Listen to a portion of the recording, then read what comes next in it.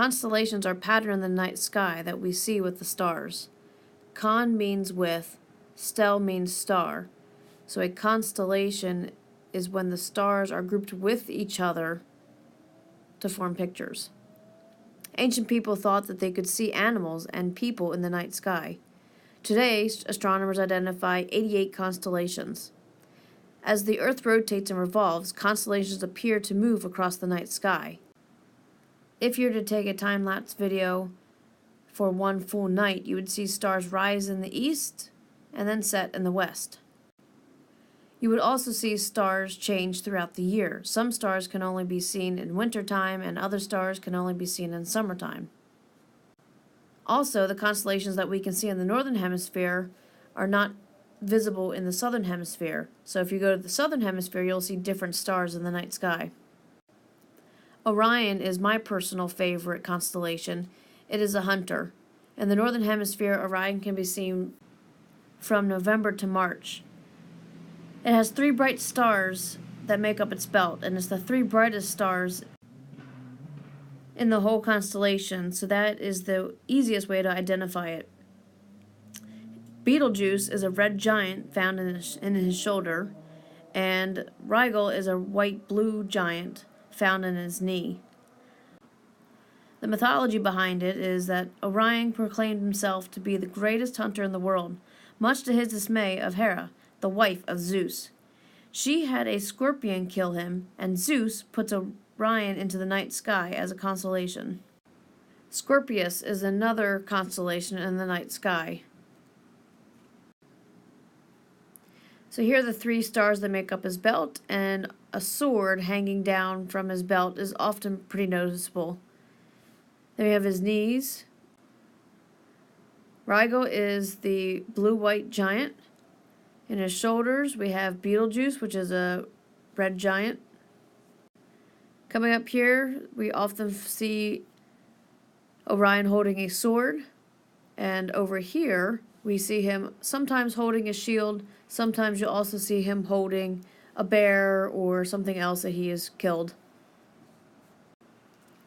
Ursa Major and Ursa Minor are also 2 famous constellations. Ursa Major is known as the Big Bear or the Big Dipper. This is a very easily recognizable constellation in the night sky. And a good thing about Ursa Major is the 2 stars in the cup of the Big Dipper point to Polaris, which is the North Star. So this was an easy way to find the North Star and use it for navigation. Ursa Minor means the Little Bear, also called the Little Dipper. Here's an image of Ursa Major, the Big Bear. The most noticeable part of the constellation is the Big Dipper. Looks like a big spoon. These 2 stars are the pointer stars, and they will point to the North Star. Here you can see here's the Big Dipper's handle, and then here's the dipping part. These are your 2 pointer stars pointing to Polaris, the North Star, and then you can notice the Little Dipper is upside down compared to the Big Dipper. So here's an image again. Here's your Big Dipper. That these 2 point to the tail or to the North Star, and then you have your Little Bear. Moving on to Chapter 18, Section 10 on galaxies. A galaxy is a huge collection of stars, gas, and dust. Galaxies have 3 major shapes. Elliptical, which are going to be sort of rounded or egg-shaped. These stars are typically older, and the galaxy itself is a medium size. Irregular galaxies have no definite shape. They are small and faint, however, they are the most common. Spiral galaxies are shaped like flattened disks. They will contain 1 or more spiral arms. Some will have elongated sections or bars that come out of the center. Before they spiral, these spiral galaxies are called barred spiral galaxies. So here are 4 pictures of the different types of galaxies. It did not import very well, which is why the words look a little funny. But A, up here, this is your barred spiral. So here is your central sort of nucleus. Here's your bar going straight across. And then the arms come out the end of the bar. B is a spiral. You see your central nucleus, and there is no flattened part in the middle. So you have your arms coming out right from the nucleus. C is irregular. There's no real definite shape. It's not very ovular or circular. And D is elliptical. You can definitely tell there's more of a oval shape to it. The Milky Way galaxy is the galaxy that we live in. It is a spiral galaxy, contains about 100 billion stars, and the diameter from one side of the galaxy to the other is 100,000 light years. That means it takes light traveling at the speed of light 100,000 years to get from one side to the other side. We are located about 2/3 of the way out of one of its arms. All of the stars that you see at night are within our own Milky Way galaxy. There's about 20 galaxies within our local group. A local group is sort of a collection of galaxies that move through space somewhat together in a uniform fashion, and there's about 20 in our local group. So here's your nucleus in the middle. Again, your arms coming out. We're about 2/3 away out of one of those arms, and from one side to the next side, this whole diameter is about 100,000 light years. Ancient people noticed a strip of stars going across the night sky, and they thought it looked like a river of milk. This is the arm of the galaxy, and this is how the Milky Way got its name. Here's an image of the Milky Way galaxy at night with no light pollution. This is an image with some light pollution.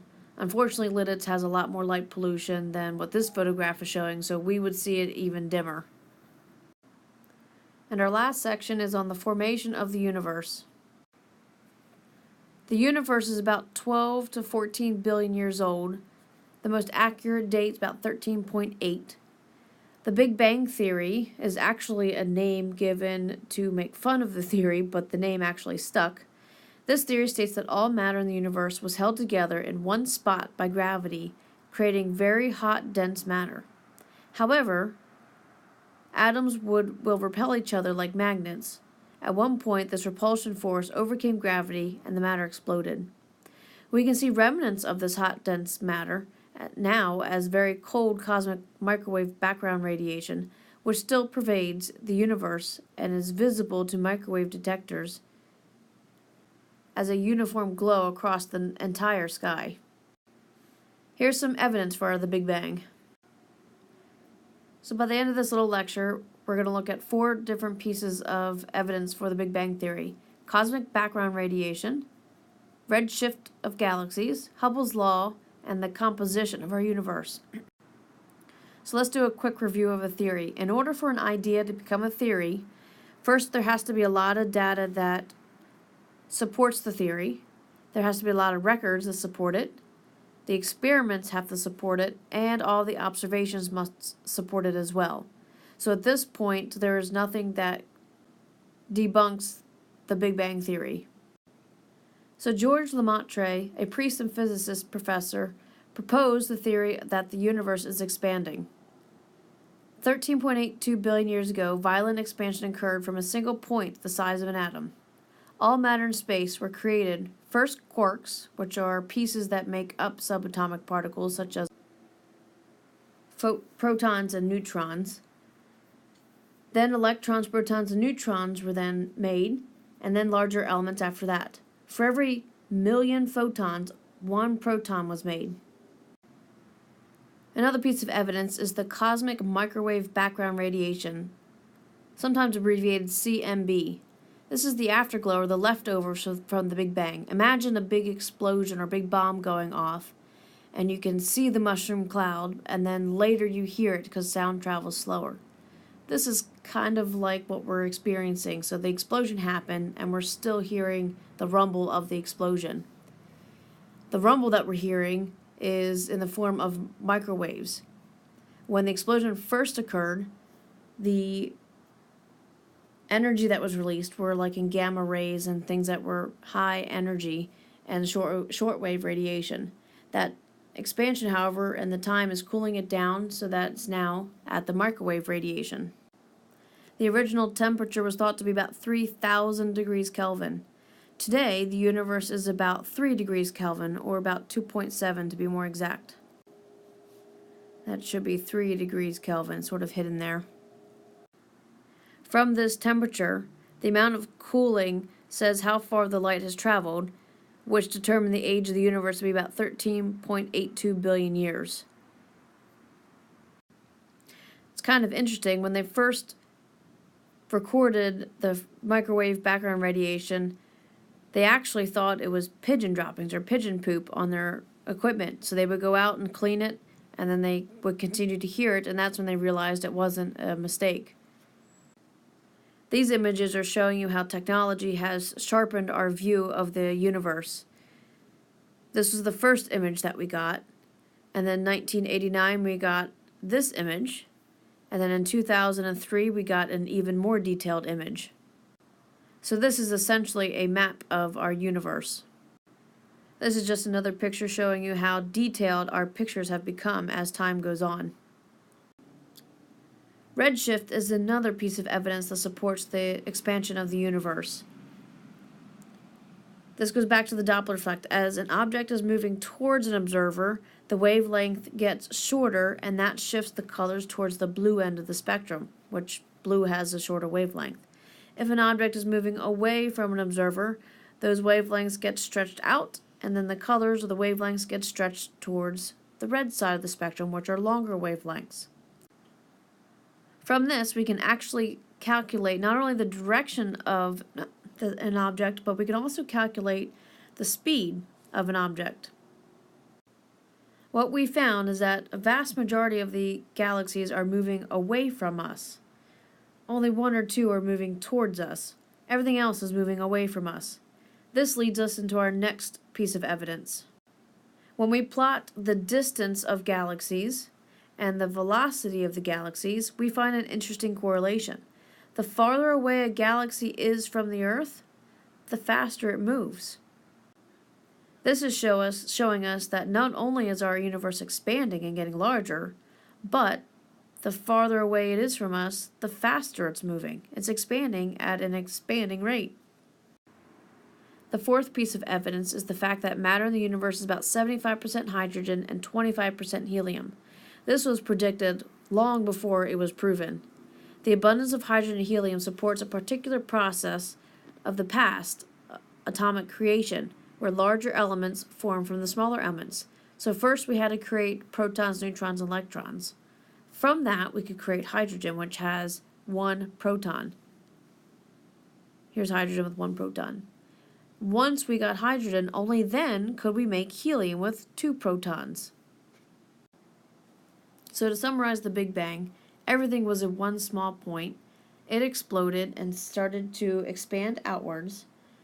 And we have lots of evidence that proves that it is expanding outwards. So it's expanding outwards, and it's also expanding outwards in an ever-increasing rate.